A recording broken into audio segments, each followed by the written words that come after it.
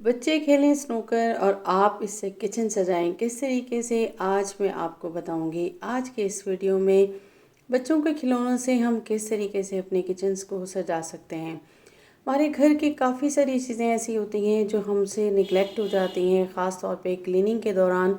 Sometime ऐसा होता है कि हम बिल्कुल ही छोड़ देते हैं कुछ चीज़ों को कि इनको हम डीप क्लीन करेंगे। और आज मैं आपको बताऊंगी कि किस तरीके से हम अपने घर को कर सकते हैं neat and clean come time में, घर के बने हुए क्लीनर से, और काम हो जाएंगे हमारे आसान। इसी तरीके से झाड़ू पे शॉपर चढ़ाते ही हमारे बहुत सारे काम आसान होने वाले हैं। छोटे छोटे से टिप्स एंड ट्रिक्स लेकर आई हूँ, इन पे अमल करके आप अपनी लाइफ को आसान बना सकते हैं। और वीडियो को एंड तक देखिएगा ताकि सारे जुगाड़ आपके काम आ सकें। बिस्मिल्लाहिर्रहमानिर्रहीम, अस्सलाम वालेकुम। कैसे हैं आप सब? उम्मीद करती हूँ खैरियत से होंगे। जी तो फ्रेंड्स, लेकर आई हूँ ज़बरदस्त से जुगाड़। स्टार्ट करेंगे टिप नंबर 1 से। तो होता ये है कि जब हम झाड़ू लगा रहे होते हैं ना, तो क्या होता है कि इस तरह से हमारे झाड़ू में अक्सर जो है ना वो बाल भी फंस जाते हैं और धागे वगैरह भी फंस जाते हैं। तो क्या होता है कि हमसे ना झाड़ू अच्छे से नहीं दी जा रही होती।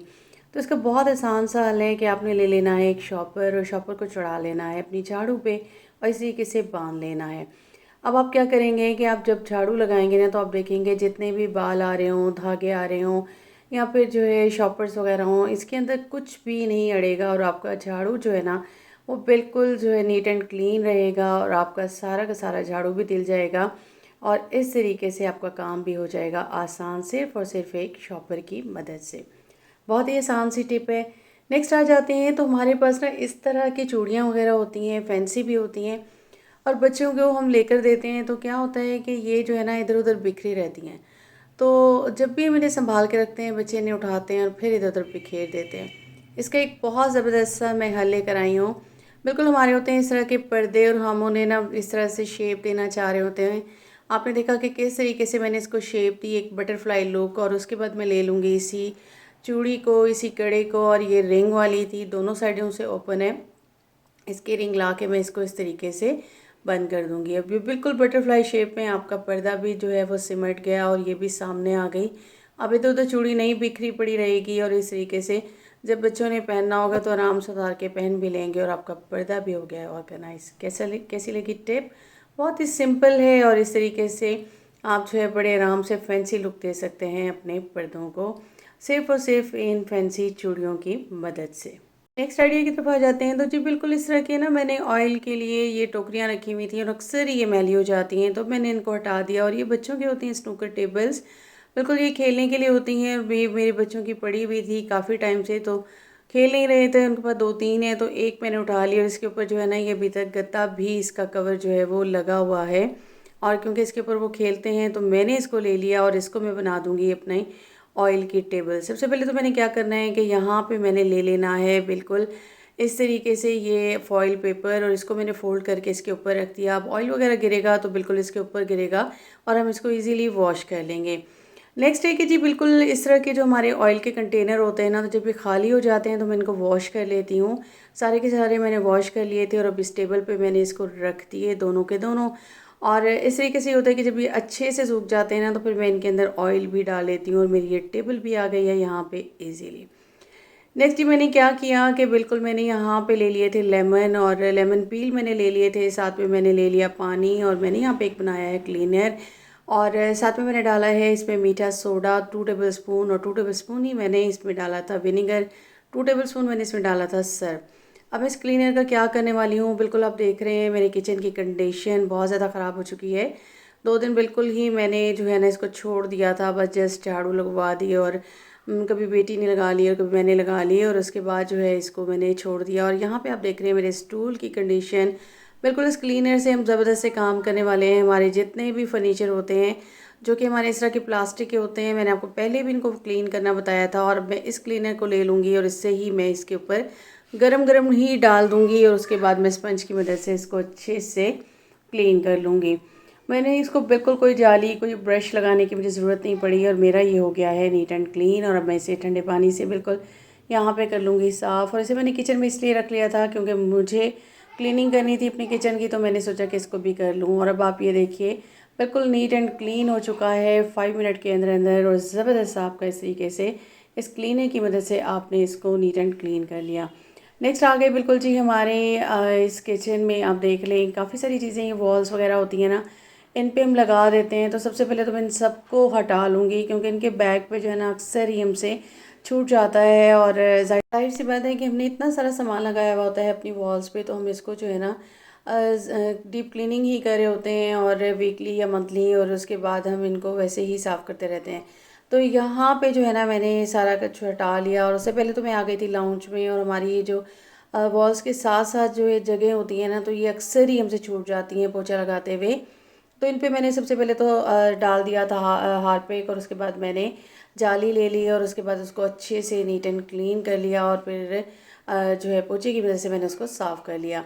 नेक्स्ट ये मैंने क्या किया कि एक ब्रश ले लिया और एक स्पंज ले लिया, और इस तरीके से ये जो हमारी जाली होती है, जाली वाला स्पंज, इसको मैंने इसके अंदर फंसा दिया। और ये जो हमारे किचन में ये बिल्कुल जॉइंट्स होते हैं ना, जो ये टाइल्स वगैरह के, और बिल्कुल बैक पे जो होता है, इन सब को जो है ना, और ख़ास तौर पे जो हमारे ये सिंक वगैरह के साइड पे होते हैं ना, इन सब पे मैं इनको अच्छे से रगड़ दूंगी। और रगड़ने के बाद मैं यहाँ पे इसको, यहाँ थोड़ा सा मैंने यहाँ पे डाल दिया था अपना यही क्लीनर जो कि मैंने बनाया हुआ था, गरम गरम मैंने डाला, और उसके बाद मैंने इसको अच्छे से कर लिया, और इसकी बैक पे भी सारी दीवारों पे, और ये नीट एंड क्लीन हो गया इस तरीके से। और मैं पानी डालती जाऊँगी, और इसको मैं अच्छे से वॉश कर लूँगी, क्योंकि मुझे नीचे तो वैसे भी वॉश करना था। तो मैंने सोचा कि आज ज़रा डीप क्लीनिंग कर ली जाए, और अपनी वॉल्स को, और इसी तरीके से इसकी बैक की सारी जगहों को और सिंक वगैरह को अच्छे से क्लीन कर लिया जाए।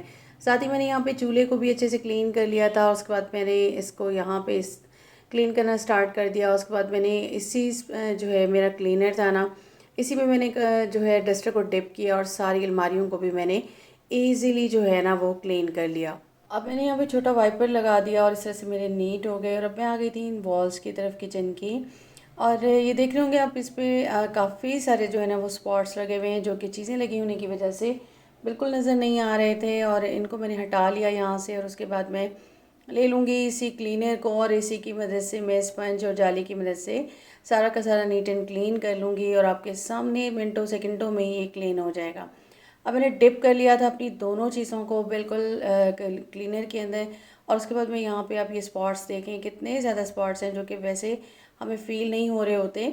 और ये वाइट भी हैं हमारी जो है वो टाइल्स, तो यहाँ पे अच्छे खासे स्पॉट्स जो है वो पड़ जाते हैं। और फिर मैं डस्टर की वजह से इनको क्लीन तो कर लेती हूँ, लेकिन जाहिर सी बात है डीप क्लीनिंग भी आपके लिए बहुत ज़रूरी होती है, क्योंकि हमने यहाँ पे अपनी जाहिर सी बात है स्पून्स वगैरह और इस तरह से सारी चीज़ें बिल्कुल यहाँ पे लटकाई हुई होती हैं, और यहाँ पे हमने सारा अपना एक सिस्टम किया हुआ है। तो ज़ाहिर है उन्हें हटाने के बाद फिर हम इस तरह से नीट एंड क्लीन कर लेते हैं। तो इसको मैंने सारा यहाँ पे जो है वो पहले तो स्क्रब कर लिया सारा, इसी स्क्रबर से जो जाली हमारे पास है और स्पंज से, और उसके बाद पे यहीं पे मैं पानी डालती जाऊँगी, और सारा ये नीट हो जाएगा। ये देखिए काफ़ी सारे स्पॉट्स आपको यहाँ पे नीचे भी नज़र आ रहे होंगे बिल्कुल वॉल के साथ साथ। तो इसको भी हम अच्छे से जो है ना वो स्पंज से करते जा रहे हैं, और इस तरीके से ये जाली से, और इस तरह से भी ये नीट एंड क्लीन हो जाएगा। उसके बाद मैं इसको वॉश कर लूँगी, और वॉश करने के बाद मैं आपको दिखाऊंगी। और यहीं पे मैंने अपनी चेयर टेबल जो है वो सेट करनी थी, और काफ़ी टाइम से मैंने हटाई हुई थी। अब थोड़ा सा मौसम चेंज हो गया है, तो मैंने सोचा कि यहाँ पे मैं दोबारा से इसको लगा दूँ। वैसे तो मैंने एक ही लगाई हुई थी। अब मैंने यहाँ से काफ़ी सारा ज़ाहिर है इतना क्लटर्ड हुआ हुआ था, और मैंने यहाँ पे डीक्लटरिंग भी कर ली। काफ़ी सारी चीज़ों को मैंने बिल्कुल स्किप कर दिया, और मुझे जितनी अब ज़रूरत थी मैंने उतनी ही लगाई। और उसके बाद मैंने यहाँ पे सारा फर्श भी नीट कर दिया था, और उसके बाद मैंने अपनी चेयर और टेबल को वापस यहाँ पे सेट कर दिया। तो इस तरीके से जो है ना हम अपने कामों को आसान करने की कोशिश कर रहे होते हैं। और ये एक तो क्लीनर ही होते हैं जो कि अगर हम घर पे भी बना लें, और अगर आप जस्ट सर्फ और गर्म को ही गर्म कर लेना गर्म पानी में, और इस तरीके से फिर आपका बिल्कुल नीट हो जाता है। अब ये देखिए मेरी सारी अलमारियाँ मैंने इनको भी इसी क्लीनर से जो है वो डस्टर की मदद से क्लीन कर लिया था, और इस तरह से मेरा ये बिल्कुल किचन हो चुका है इस वक्त सेट और नीट एंड क्लीन। बिल्कुल थोड़ा सा आपको टाइम लगता है, लेकिन आपका काम जो है ना वो बहुत ईजी हो जाता है और आसान हो जाता है।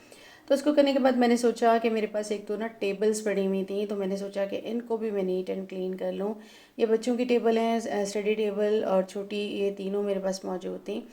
और ये जो है ना काफ़ी टाइम से बच्चे यूज़ नहीं कर रहे थे, तो ये पड़ी हुई थी ऊपर। और इनको असल में यही था कि मुझे रोज़ ही कहते थे कि मामा पहले क्लीन कर दें, क्योंकि उसमें काफ़ी सारे पेंट और इतनी मिट्टी और स्टेन लगे हुए थे। तो मैंने इनको भी ले लिया क्योंकि मैंने सोचा लगे या तो इनको भी मैं क्लीन कर लूँ। तो सबसे पहले तो मैंने जो ये लेमन पील थे ना मेरे क्लीनर के अंदर, मैंने उनको ही ले लिया और उससे मैंने अच्छे से इनको रब करना स्टार्ट कर दिया, क्योंकि पेंट काफ़ी लगा हुआ था। बच्चे ज़ाहिर है छोटे बच्चे होते हैं ना, तो वो सारे काम इन पे कर रहे होते हैं, फिर गंदी करने के बाद कहते हैं कि मामा अब इनको आप क्लीन कर दें।